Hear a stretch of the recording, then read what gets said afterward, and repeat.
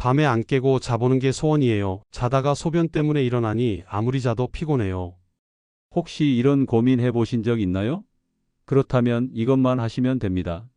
이 영상을 클릭하신 분은 분명 그 고통에서 벗어나고 싶은 마음을 갖고 있으시리라 생각됩니다. 정말 잘하셨습니다.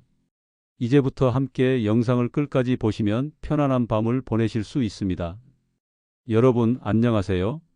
현자의 생각 채널을 찾아주신 여러분 반갑습니다. 저는 올해로 71세, 평생 환자들의 건강을 지켜온 비뇨기과 전문의 박도연입니다. 오늘은요, 정말 많은 분들이 밤마다 고통받고 있는 그 문제에 대해 말씀드리려 합니다. 특히 60대 이상이라면 대부분 공감하실 겁니다. 밤에 자다가도 몇 번씩 화장실에 가느라 잠이 깨고 그러다 보니 다음 날은 머리도 멍하고 기운도 없고 하루가 고역처럼 느껴지지요. 혹시 지금 고개를 끄덕이고 계신가요? 저도 한때 그랬습니다. 의사인 저 역시 나이가 들면서 이 문제에서 자유롭지 못했지요. 그런데 어느 날 깨달았습니다. 아, 이건 단순히 방광의 문제가 아니구나. 그래서 저는 수십 년간의 경험을 총동원해 직접 실험해 보기로 했습니다. 그리고 마침내 단 하루 만에 효과를 느낀 방법을 찾아냈습니다. 그 비결 오늘 이 영상에서 하나도 빠짐없이 알려드리겠습니다. 진짜 중요한 이야기니까요. 지금부터는 귀 기울여 주시고 혹시 아직 구독 안 하셨다면 지금 바로 구독과 좋아요 꼭 부탁드립니다. 이 영상을 통해 단 한 분이라도 편안한 밤을 되찾으셨으면 하는 바람입니다. 이제 본격적으로 시작해 볼까요? 우선 우리가 왜 자다가 자꾸 소변을 보게 되는지를 알아야 합니다. 그냥 소변이 마려워서가 아니라 근본적인 원인은 따로 있습니다. 여기서 놀라운 이야기를 하나 들려드릴까요? 제가 몇 해 전 만났던 68세 남성 환자 한 분, 정말 건강하시고 활발한 분이셨는데 밤에만 되면 화장실을 5번이나 들락날락 하신다고 했어요. 그분이 저에게 이렇게 말씀하셨습니다. 선생님, 하루에 물을 많이 마시지도 않는데 왜 이러는 걸까요? 그때 제가 그분께 했던 말, 문제는 언제 물을 마시느냐에 있습니다. 바로 이 부분부터 본격적인 해결의 실마리가 시작됩니다.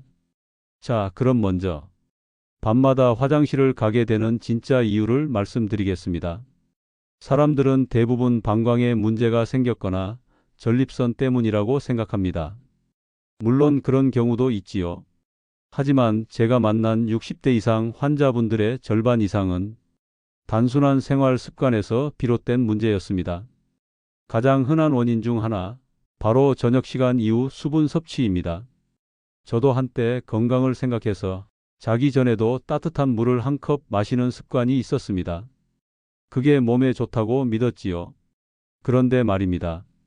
그 습관이 제 수면을 완전히 망가뜨리고 있었던 겁니다.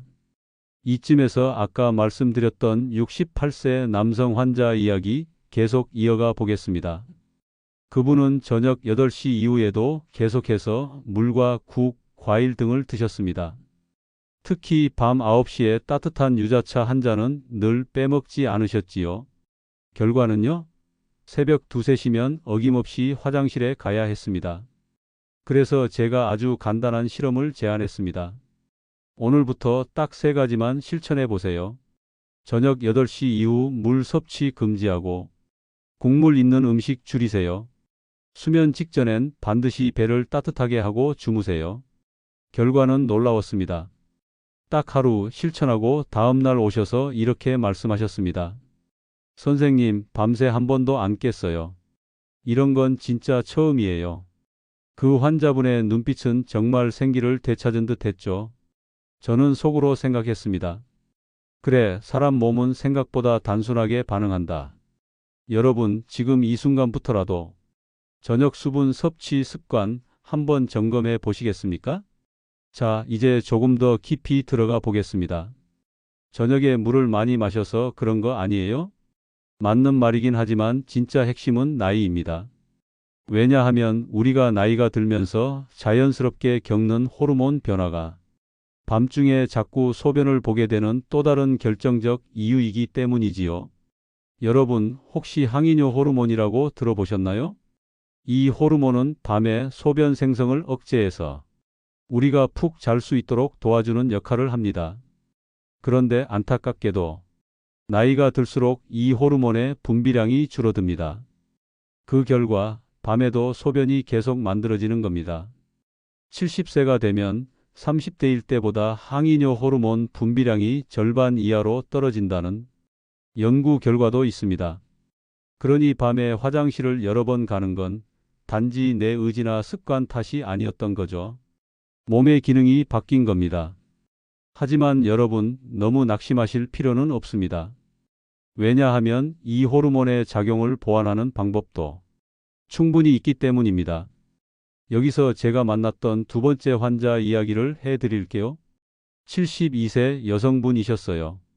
밤마다 두세 번씩 깨는 바람에 수면의 질이 나빠지고 낮에는 항상 피곤하고 짜증이 났다고 하셨습니다. 그분께 제가 딱 한 가지만 제안드렸습니다. 바로 자기 전 30분 전에 따뜻한 수건으로 아랫배를 찜질하는 습관입니다. 이 단순한 습관이 뭘 바꿨을까요? 첫째, 몸의 온기를 높여주고, 둘째, 방광 근육을 안정시켜, 셋째, 항이뇨 호르몬의 작용을 서서히 촉진시켜 줍니다. 그리고 그분은 일주일 후 이렇게 말씀하셨어요. 이렇게 간단한 걸로 제 밤이 이렇게 바뀔 줄 몰랐어요. 여러분, 바로 이것입니다. 약이 아니라 몸을 이해하고 몸에 맞게 습관을 바꾸는 것. 자, 이제 본격적으로 수면 전에 반드시 피해야 할 행동 세 가지를 말씀드리겠습니다. 이 세 가지 중 단 하나라도 실천하고 계시다면 밤마다 화장실에 가는 악순환에서 절대 벗어날 수 없습니다. 첫 번째, 자기 전 스마트폰 보기. 많은 분들이 침대에 누워서 스마트폰을 보며 하루를 마무리하십니다. 뉴스, 유튜브, 문자, 카톡. 하지만 이 행동이 야간뇨를 악화시키는 핵심 요인이라는 사실 알고 계셨나요? 스마트폰에서 나오는 블루라이트는 우리 뇌가 밤이 아닌 낮이라고 착각하게 만듭니다. 그 결과 멜라토닌이라는 수면 호르몬의 분비가 억제되고 이는 곧 항이뇨 호르몬에도 영향을 줍니다.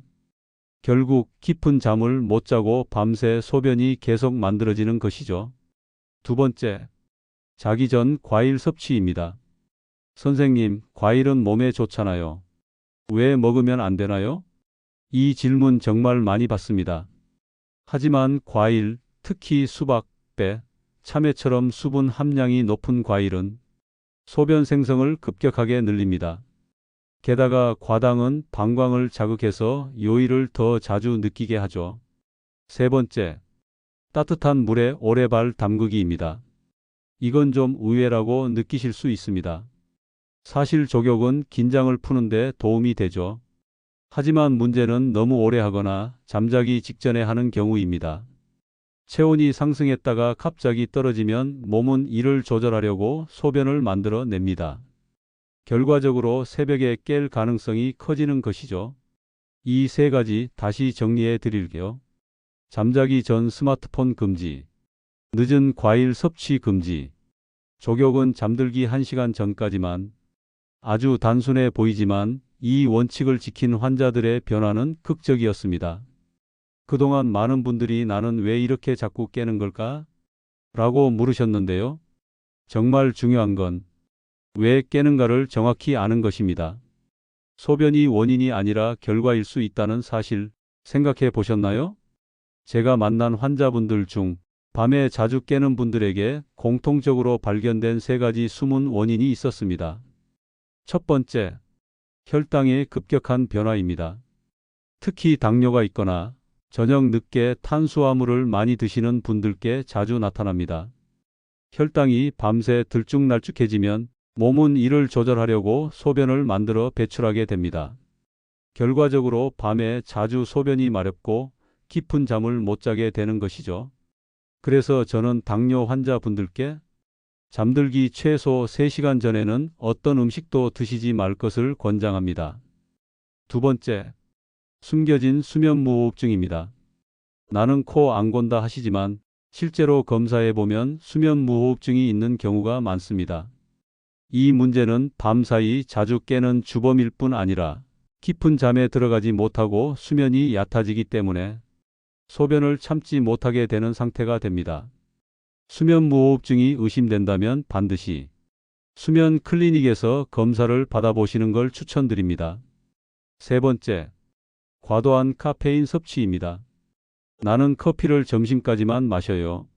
그런데요, 카페인의 반감기, 즉 체내에 남아있는 시간은 최소 6에서 8시간입니다.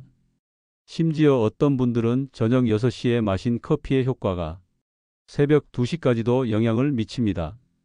카페인은 방광을 자극하고 이뇨작용을 유도해 밤중 소변을 더 자주 보게 만들지요.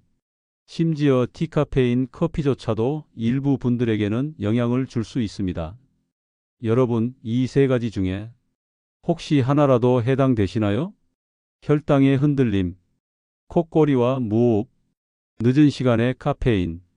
이 중 한 가지만 조정해도 여러분의 밤은 훨씬 편안해질 수 있습니다.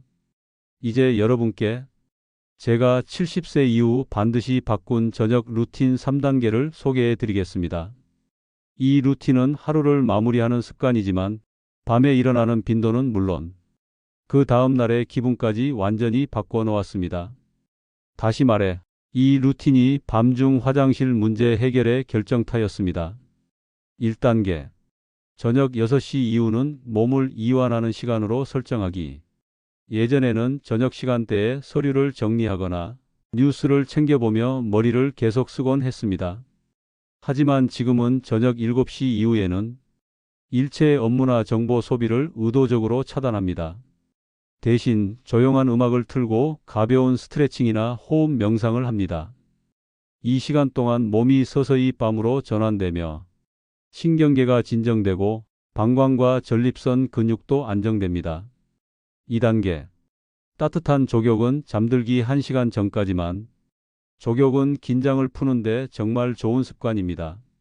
하지만 많은 분들이 잠들기 직전까지 물에 발을 담그곤 하시는데요. 그건 오히려 수면의 적입니다. 저는 매일 저녁 8시쯤 10분간 따뜻한 물에 발을 담그며 호흡을 고릅니다. 그 후엔 발을 깨끗이 닦고 수면 양말을 신은 채 아랫배에 온찜질을 하며 침대에 들어가죠. 이렇게 하면 몸의 중심부 체온은 따뜻하게 유지되고 방광이 놀라울 정도로 조용해집니다. 3단계. 잠자기 30분 전엔 아무것도 하지 않기. 이것이야말로 가장 어려운 습관일 수 있습니다. 책도, 핸드폰도, 심지어 대화도 하지 않습니다. 오직 침묵과 안정의 시간을 주는 것이죠. 이 시간 동안 뇌파는 서서히 낮아지고 몸 전체가 이제 소변을 만들지 않아도 되는 시간으로 인식합니다. 그리고 그렇게 잠들면 정말 새벽 4시, 5시까지도 한 번도 안 깨고 잔다는 걸 몸으로 느끼게 되실 겁니다. 지금부터 말씀드릴 이분의 이야기는 저에게도 정말 큰 충격이자 감동이었습니다. 73세의 김동길 어르신은 처음 진료실에 오셨을 때 인상부터 지쳐 있었고 걸음걸이도 무기력해 보였습니다. 선생님, 밤마다 화장실 5번, 많으면 6번씩 가요. 잠은 통 못 자고 아침이면 정신이 멍하고 그냥 사는 게 피곤해요. 이렇게 말씀하셨던 그날이 아직도 생생합니다. 그분의 상태는 이미 만성 피로와 집중력 저하, 낮 동안의 졸림까지 겹쳐져 있었습니다. 그런데 정작 검사 결과 방광이나 전립선엔 심각한 문제는 없었습니다. 그래서 저는 아주 단순하게 제안드렸습니다. 김 선생님, 저랑 딱 3주만 저녁 루틴을 실험해 보시죠. 한 알의 약도 없이요.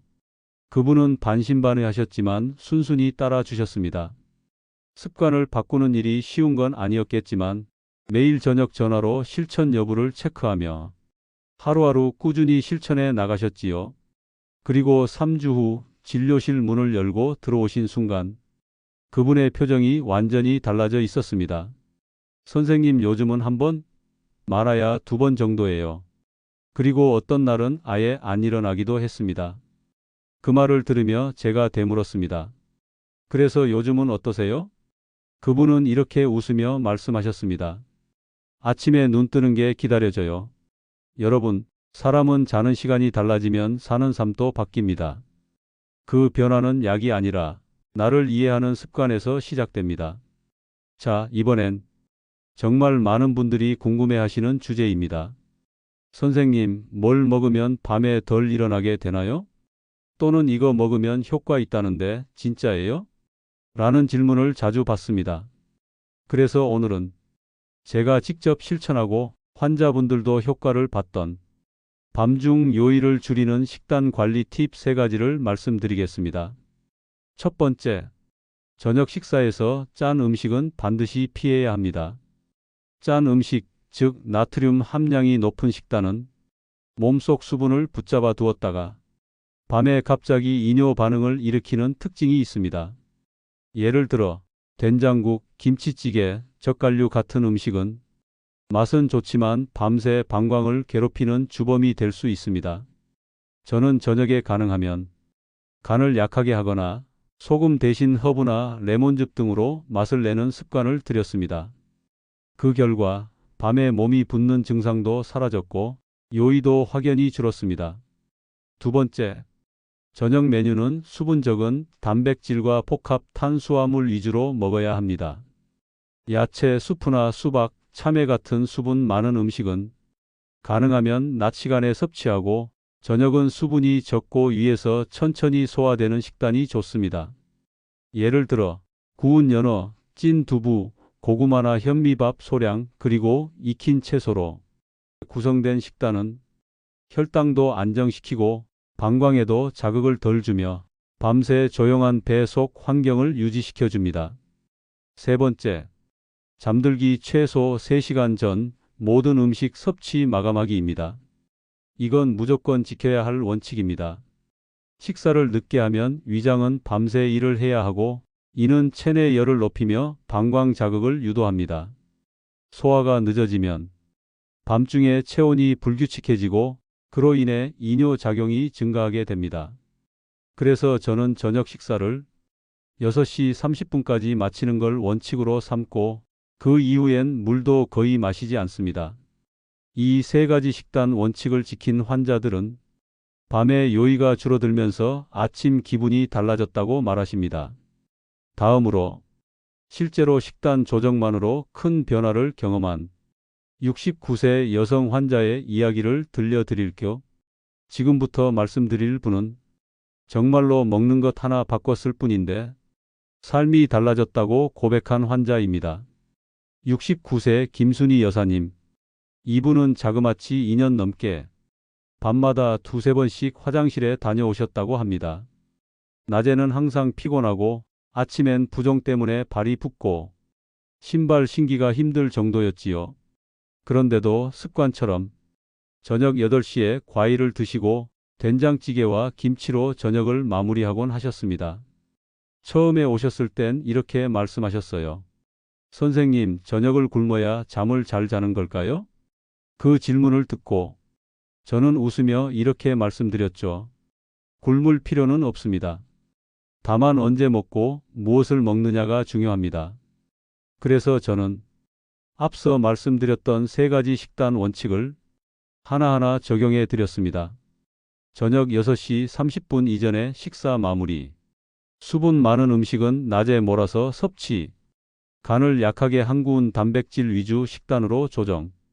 그리고 딱 일주일 후 다시 찾아오셨을 때 김 여사님의 첫마디는 이랬습니다. 선생님, 밤새 단 한 번도 안 일어났어요. 무슨 약을 먹은 것도 아닌데 정말 꿈 같아요. 그 말씀을 하시며 어르신의 두 손이 떨리듯 제 손을 꼭 잡으셨습니다. 그리고 그날 한 가지를 더 말씀하셨습니다. 사실 그동안 제가 문제인 줄 몰랐어요. 밤마다 일어나는 게 그냥 늙어서 그런 줄만 알았지요. 여러분, 이 말씀이 정말 중요합니다. 나이 탓이라고 생각하는 순간 변화는 멈춥니다.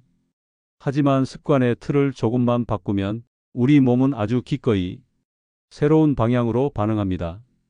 선생님, 약 안 먹고는 해결이 안 되죠?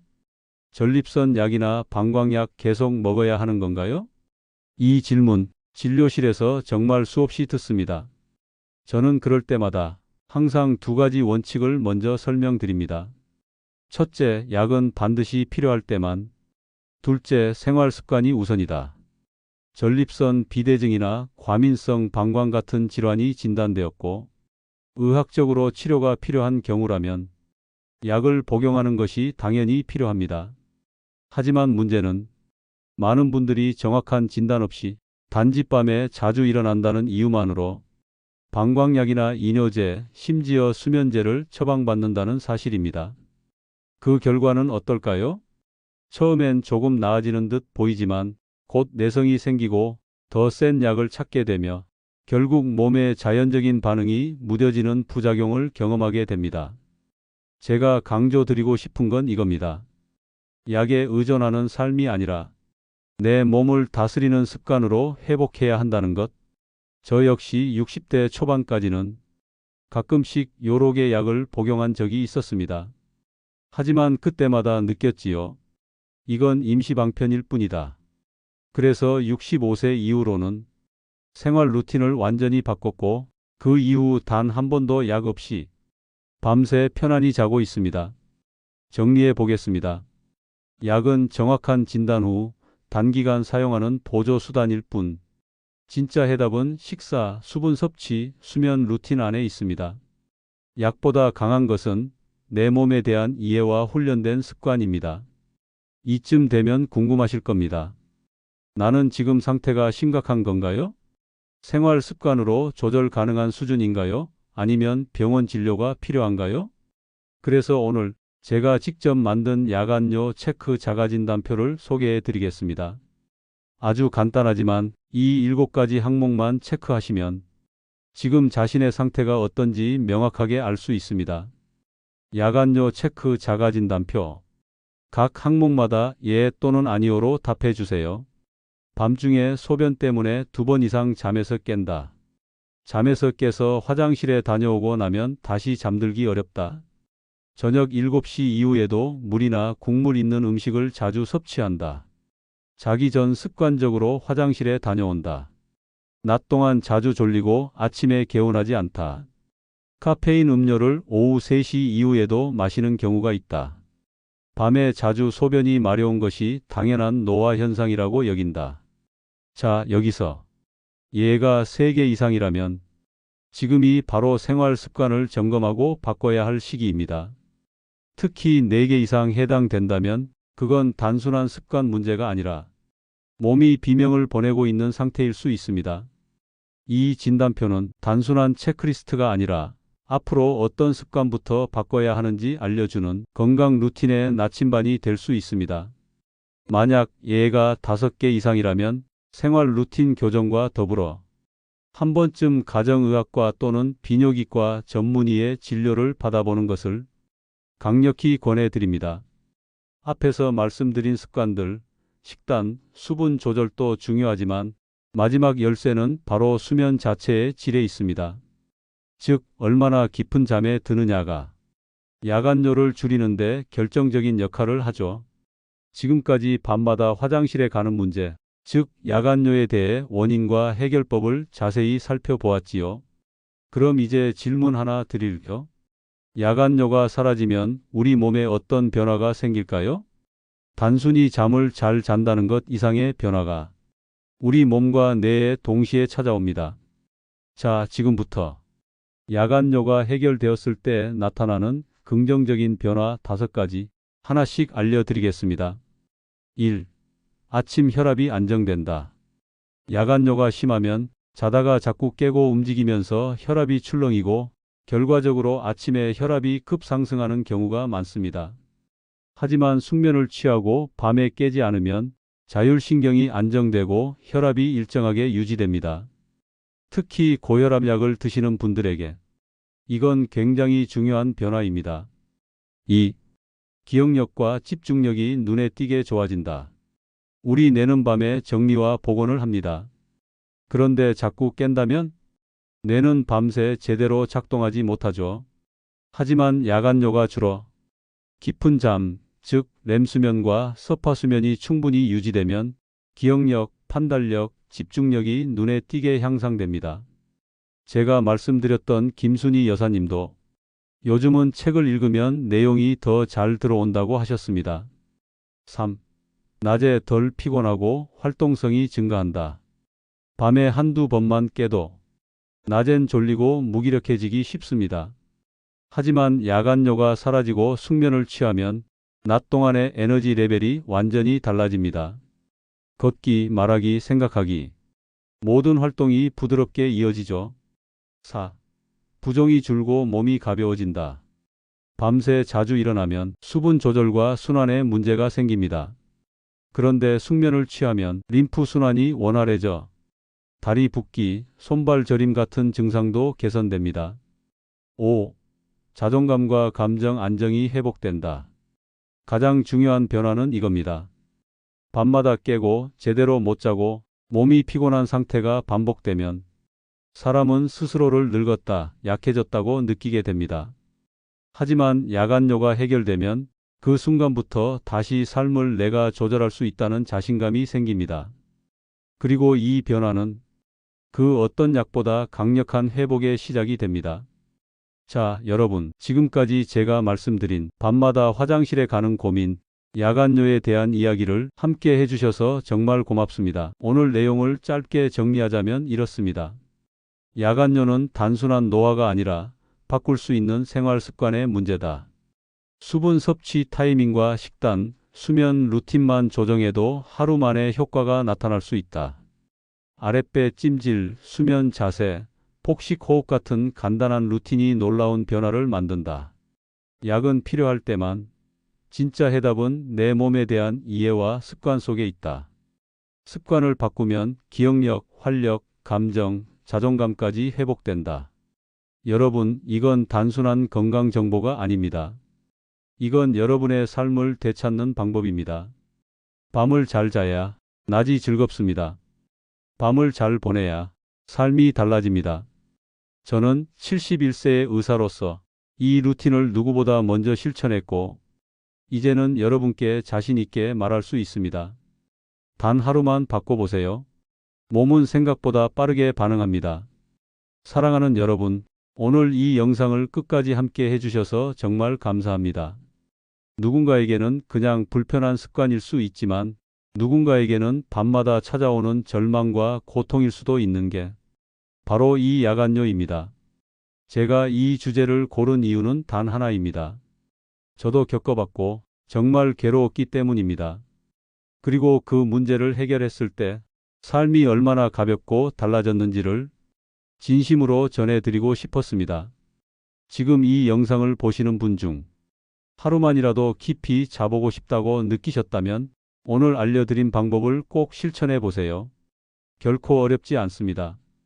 그저 당신 자신을 조금 더 배려하는 시간을 갖는 것뿐입니다. 앞으로도 저는 현자의 생각 채널에서 노년의 건강, 삶의 지혜, 그리고 나이 들수록 더 단단해지는 방법들을 꾸준히 나누고자 합니다. 혹시 이 영상이 도움이 되셨다면 구독과 좋아요 꼭 눌러주시고 주변 분들에게도 이 영상 한 번만 공유해 주세요. 그분에게도 인생의 밤이 달라지는 시작이 될 수 있습니다. 오늘도 당신의 건강한 밤을 응원합니다. 지금까지 71세 현직 의사 박도현이었습니다. 다음 시간에 또 뵙겠습니다. 감사합니다.